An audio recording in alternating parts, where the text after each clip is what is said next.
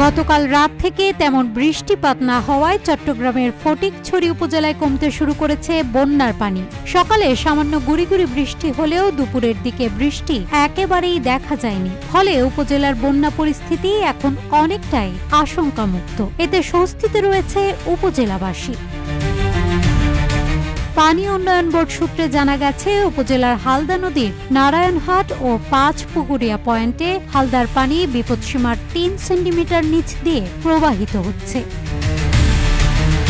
এদিকে গত কয়েকদিনের ভারী বর্ষণ ও পাহাড়ি ঢলে ফটিকছড়ি উপজেলার নিম্নাঞ্চল প্লাবিত হলে এতে ফসলি জমি, বাড়িঘর ও জনপদের ক্ষয়ক্ষতি হয়। এদিকে বন্যার পানি নেমে গেলেও দুর্গত এলাকার মানুষের দুর্ভোগ কমেনি।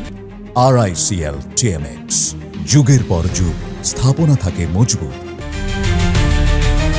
উপজেলা নির্বাহী অফিসার মোহাম্মদ মোজাম্মেল হক চৌধুরী জানান, বন্যা পরিস্থিতি এখন নিয়ন্ত্রণে এবং মানুষ কিছুটা স্বস্তিতে রয়েছে। যদিও নিম্নাঞ্চলে বড় ধরনের কোনো দুর্ঘটনার খবর পাওয়া যায়নি, তবুও বেশ কিছু রাস্তাঘাট ক্ষতিগ্রস্ত হয়েছে। সেগুলো দ্রুত মেরামতের ব্যবস্থা নেওয়া হচ্ছে।